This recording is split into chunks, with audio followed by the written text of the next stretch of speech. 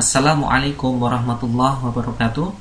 Terima kasih kepada teman-teman semuanya yang sudah meluangkan waktunya untuk melihat video ini. Insya Allah akan sedikit menambah wawasan kita dalam dunia internet marketing, khususnya tentang Facebook marketing. Perkenalkan, saya Muhammad Mufti. Pada kesempatan kali ini saya akan menyampaikan sebuah materi dasar Facebook marketing, yaitu bagaimana membangun sebuah bisnis online dengan income ratusan juta rupiah per bulannya. Sebelum kita bahas terlalu jauh tentang Facebook marketing, ada satu hal yang sangat penting untuk kita bahas di awal pembahasan materi ini, yaitu mencari peluang bisnis online. Bicara bisnis online, tentu yang kita cari adalah sebuah profit atau pendapatan atau penghasilan. Nah, tentunya kita harus tahu dari mana saja sumber pendapatan kita, dan ini biasa kita kenal dengan source of income. Nah, kita bisa memulai dengan menjual produk orang lain. Bisa berupa barang ataupun jasa, bisa berupa produk fisik ataupun digital. Dan ini biasa kita kenal dengan affiliate marketing. Contoh sederhana, ketika kita punya rekan atau teman yang memiliki sebuah produk, misalkan baju muslimah atau tas rajut, atau barangkali yang berupa jasa. Ya, kita memiliki teman yang mempunyai mesin cetak.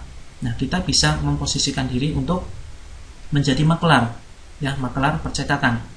Nah, ini adalah salah satu sumber pendapatan yang bisa kita optimalkan untuk kita pasarkan nantinya. Kemudian yang kedua adalah menjual produk sendiri. Bisa berupa barang, bisa berupa jasa. Contoh sederhana, berupa barang, kita mempunyai kemampuan untuk membuat kue misalkan, atau membuat aksesoris dan lain sebagainya. Atau bisa juga kita mempunyai keahlian membuat desain, misalkan desain logo, desain website, dan lain sebagainya. Ini juga salah satu dari sumber pendapatan yang bisa kita jual melalui Facebook. Nah, yang terpenting adalah dua sumber pendapatan ini tidak akan mungkin bisa menghasilkan sebuah income atau penghasilan jika tidak dikombinasikan dengan cara promosi atau traffic generation.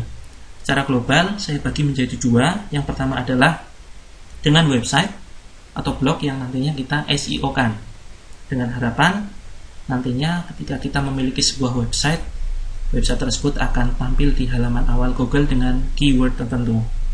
Kemudian yang kedua adalah kita bisa optimalkan cara promosi kita dengan menggunakan sosial media. Bisa menggunakan Facebook, Twitter, YouTube, dan lain sebagainya. Nah, dua cara promosi ini adalah sebagian yang saya ambil, tidak secara keseluruhan, ya, hanya sebagian saja yang familiar. Mari kita analisis mana yang lebih efektif dan efisien, apakah memasarkan produk orang lain atau kita memasarkan produk milik kita sendiri. Masing-masing punya kelebihan dan kelemahan. Mari kita lihat. Menjual produk orang lain yang berupa barang ataupun jasa memiliki kelebihan pertama adalah kita tidak perlu campur tangan masalah produksi. Kemudian Anda cukup fokus pemasaran saja, karena produksi sudah dihandle oleh orang lain. Nah, karena sudah dihandle orang lain, biasanya modalnya kecil, sehingga resikonya kecil dan biasanya hasilnya lebih optimal. Kemudian biasanya tidak perlu stok produk, dan tentunya ini tergantung negosiasi atau persyaratan dari pihak produsen. Kemudian yang selanjutnya, kelemahannya adalah produk yang bagus sulit dicari dan stoknya biasanya terbatas.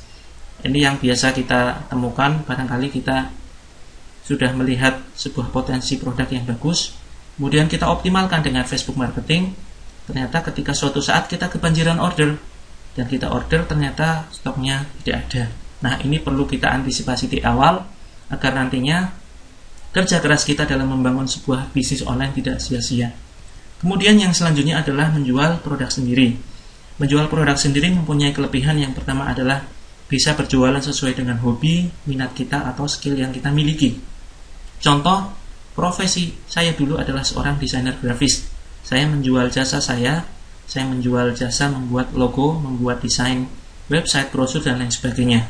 Nah, ini tentunya bisa kita sesuaikan dengan keahlian yang kita miliki. Kemudian kelemahannya adalah ribet ngurus masalah produksi sekaligus marketing. Ya, untuk meledakkan sebuah penjualan produk, kita butuh strategi marketing yang cukup bagus, butuh strategi marketing yang sangat-sangat brilian, sangat cerdas. Ya, ini saja cukup menyita waktu kita. Apalagi kalau ditambah dengan masalah produksi, tentu bisa jadi fokus kita akan pecah terhadap dua hal, terhadap produksi dan juga terhadap marketing. Nah, jangan sampai kita yang baru memulai sebuah bisnis pecah konsentrasi, ngurusi produksi sekaligus ngurusi marketing. Kalau bisa, serahkan produksi pada orang lain. Kemudian yang selanjutnya adalah biasanya butuh tempat yang cukup luas untuk produksi dan untuk stok produk dan lain sebagainya. Kemudian kelemahan yang lain adalah biasanya modal besar. Karena modalnya besar, risiko kegagalan cukup tinggi. Bisa jadi produknya tidak laku, kesalahan manajemen karyawan, kesalahan keuangan, dan lain sebagainya. Kemudian yang terakhir adalah sulit menerapkan sistem reseller atau keagenan. Nah, ini insya Allah akan kita bahas di lain kesempatan. Jika boleh saya sarankan, cara termudah memulai bisnis online adalah menjadi seorang affiliate marketer. Di awal pembahasan materi ini sudah saya sampaikan bahwa affiliate marketing adalah suatu usaha memasarkan produk orang lain. Tahapannya adalah yang pertama, kita mempelajari apa itu affiliate marketing, terus kemudian kita mulai melakukan riset produk dan riset pasar. Nah, ini sangat penting untuk kita lakukan di awal sebelum kita memulai sebuah bisnis online, karena bisa jadi ketika kita salah melakukan riset produk dan riset pasar, maka hasilnya akan fatal sekali. Ketika kita memasarkan produk, maka yang bisa kita jual sebaiknya adalah produk-produk yang memang dibutuhkan masyarakat, tetapi ketersediaannya di pasar sangat terbatas. Ya, misalkan ada krim pemutih atau lulur atau produk-produk lainnya yang kira-kira sangat dibutuhkan masyarakat tetapi tidak mudah ditemui di pasar lokal, di supermarket, di toko-toko, dan lain sebagainya. Ya. Jangan sampai kita salah melakukan riset. Ya. Ketika kita salah melakukan riset produk ataupun salah melakukan riset pasar, maka yang terjadi bisa jadi kita akan gagal. Contoh sederhana, jangan sampai kita memasarkan produk yang sebetulnya sudah banyak dijual di pasaran, tetapi kita tetap jual saja dengan cara online. Tentunya bisa jadi nanti produk kita tidak laku karena orang mudah menemukannya di toko terdekat. Kemudian setelah itu kita bisa melakukan optimasi melalui pemasaran Facebook. Nah, saran saya fokuslah terhadap satu jenis produk dan satu cara promosi. Misalkan Anda sudah mantap untuk memasarkan satu produk herbal khusus wanita, maka fokuslah terhadap produk tersebut, pasarkan melalui Facebook. Jangan kemudian Anda belum merasakan kestabilan dalam bisnis Anda, ternyata Anda sudah tergoda untuk memasarkannya via website. Nah, ini tentunya akan merusak fokus Anda. Bukannya tidak boleh memasarkan via website, tetapi akan lebih bagus Anda stabilkan dulu omset Anda melalui Facebook. Ketika sudah berhasil stabil, maka Anda boleh membangun via website. Kecuali website itu hanya sebuah sarana saja untuk meyakinkan customer. Ini Anda bisa bangun tanpa kemudian mengoptimalkan website tersebut. Kemudian yang terpenting adalah tahap riset produk. Ya, sebelum kita mempromosikan produk kita, ada tahap riset produk, dan ini sangat berisiko sekali. Salah melakukan riset, maka Anda bisa gagal. Nah, tahapan ini bisa Anda lewati, bisa Anda lompati. Ada satu pepatah yang menyebutkan bahwa pengalaman adalah guru yang terbaik. Tetapi ada yang lebih tepat, pengalaman orang lain adalah guru yang terbaik. Oleh karena itu, jika Anda ingin melewati tahapan ini, Anda juga bisa belajar dari pengalaman orang lain.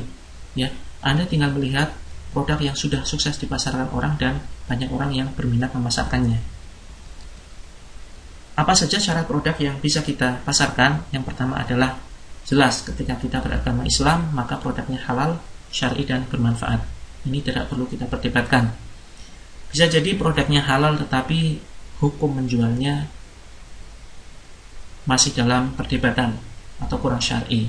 Nah, silakan Anda bisa mengkaji, tanyakan kepada ustadz, ya, bagaimana hukum menjual sesuatu yang dikategorikan barang syubhat. Misalkan contohnya secara hukumnya produknya halal, ya, misalkan kaos dan celana, tetapi bagaimana hukum menjual itu kepada perempuan misalkan, ya, barangkali berpotensi baju-baju tersebut dipakai mereka di luar rumah.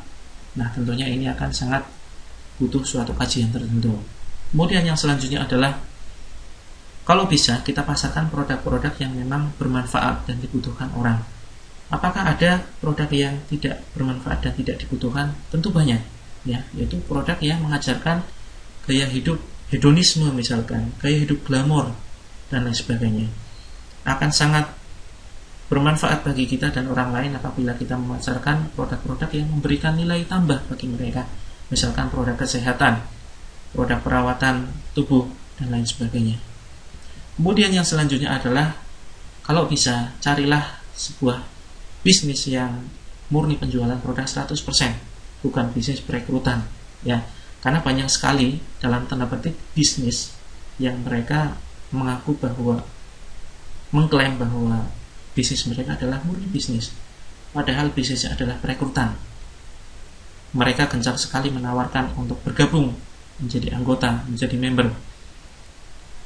Dari mana penghasilan mereka? Mereka dibayar dari banyaknya orang yang bergabung.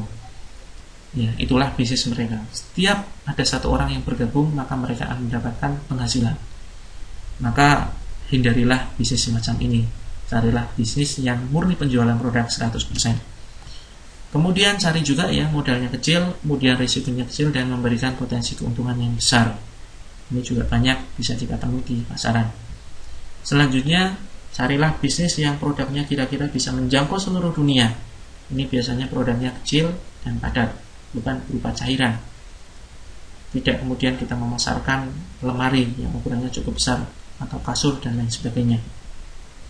Selanjutnya, produknya unik dan nyata dibutuhkan banyak orang.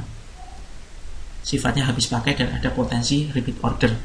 Ini juga perlu kita antisipasi di awal, ya. Kita perlu pertimbangkan produk yang akan kita pasarkan. Produknya memang benar-benar unik dan nyata. Artinya tidak banyak tersedia di pasar, tetapi dibutuhkan banyak orang. Sifatnya habis pakai dan ada potensi repeat order. Artinya ketika mereka membeli produk kita, kemudian karena butuh, ketika habis mereka akan beli lagi. Kemudian selanjutnya carilah bisnis yang ada pelatihan online maupun offline-nya, full support system. Ini penting untuk kita pertimbangkan di awal, karena ketika kita suatu saat mengalami kesulitan dalam menjual suatu produk, kita bisa tanyakan melalui pelatihan tersebut. Selanjutnya, syarat yang penting untuk kita pertimbangkan adalah target pasar spesifik dan luas. Saya sarankan Anda bisa membidik target pasar perempuan. Selain dari karakter mereka yang hobi belanja, mereka juga sangat mudah kita pengaruhi dari sisi emosional. Ada teknik closing yang sangat manjur sekali untuk kita praktekkan hanya untuk perempuan saja, tapi akan sangat kesulitan jika kita praktekkan kepada pasar laki-laki. Lagi pula, jumlah persentase penduduk perempuan jauh lebih banyak daripada penduduk laki-laki. Kemudian selanjutnya bisa dilakukan siapapun, kapanpun, dimanapun, baik sebagai bisnis utama atau bisnis sampingan. Ini untuk kepentingan kita sendiri dan untuk kepentingan reseller kita. Karena tidak semua orang mereka akan menjadikan bisnis online itu sebagai bisnis utama. Rata-rata adalah pelakunya ibu rumah tangga yang hanya menjadikan bisnis online mereka adalah bisnis sampingan. Artinya, carilah bisnis yang tidak harus dikerjakan full, ya, full standby dari pagi sampai sore. Carilah yang bisa dijadikan bisnis sampingan. Kemudian ada peluang pendapatan ratusan juta rupiah hingga tak terbatas dan bisa dihitung secara logis. Contoh sederhana, kita memilih sebuah produk yang keuntungan, ya, selisih dari harga agen dan harga konsumennya adalah misalkan 100.000. Kita mendapatkan keuntungan 100.000, maka ketika kita bisa menjual 1.000 produk dalam sebulan, maka yang kita akan dapatkan adalah 100 juta rupiah. Ini adalah perhitungan yang sangat logis dan sederhana. Kemudian yang terpenting ada aturan jelas dan adil dari produsen atau perlindungan bagi agen atau reseller. Ini juga insya Allah akan saya jelaskan di lain kesempatan. Kemudian bersistem autopilot sehingga bisa diwariskan. Ini sangat penting karena suatu saat jika kita memasang sebuah sistem, diharapkan bisnis tersebut akan tetap berjalan walaupun tanpa campur tangan kita sendiri. Kemudian yang terpenting adalah aman dijalankan dalam jangka panjang. Jangan sampai kita memilih sebuah produk atau sebuah bisnis yang hanya booming sesaat saja, yang hanya musiman. Lalu kemudian, kenapa saya sarankan dengan menggunakan Facebook? Karena pertama, penggunanya luas, mudah dijangkau. Dari pasar menengah hingga pasar kalangan atas, mereka sudah mengenal Facebook. Dari anak SD hingga profesor, mereka menggunakan Facebook. Saat ini penggunanya di Indonesia mencapai 60 juta lebih. Sedangkan di dunia hampir mencapai 2 miliar. Nah, ini tentunya potensi pasar yang sangat luar biasa. Kemudian mudah dilakukan siapapun. Artinya, seperti yang sudah saya bahas sebelumnya, bahwa penggunanya sangat luas dan bisa dilakukan siapapun. Bahkan kalangan orang-orang yang tidak mempunyai basis latar belakang pendidikan, mereka bisa dan terbiasa menggunakan Facebook. Biaya hemat bahkan gratis. Kita bisa mengoptimalkan Facebook dengan cara gratisan. Kemudian mudah membidik target pasar. Misalkan kita sudah mantap memasarkan suatu produk khusus perempuan misalkan, maka kita bisa membidik target pasar perempuan dengan spesifik, dari umur tertentu, lokasi tertentu, pekerjaan tertentu, pendidikan tertentu. Sangat-sangat mungkin dan mudah untuk kita bidik. Dan ini hanya bisa dilakukan dengan Facebook, tidak bisa dengan website. Kemudian selanjutnya, sistem bekerja untuk kita. Bagaimana kita bekerja cerdas. Artinya ketika kita sudah kewalahan order, kebanjiran order, kita cukup merekrut satu admin atau karyawan yang khusus sebagai customer service. Kita tidak perlu merekrut satu tenaga marketing. Ya, ini adalah suatu penghematan bagi kita. Apa syarat untuk bisa berbisnis online?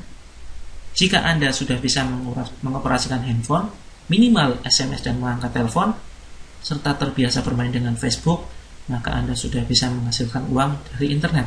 Ya, itu saja. Nah, ini merupakan sebuah contoh produk habis pakai, unik dan bermanfaat, pasar spesifik dan luas. Ada krim pemutih misalkan, ada makanan ringan, ada sabun pemutih, dan lain sebagainya.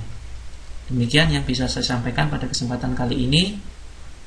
Saya yakin masih banyak kekurangannya, kurang lebihnya mohon maaf. Assalamualaikum warahmatullahi wabarakatuh.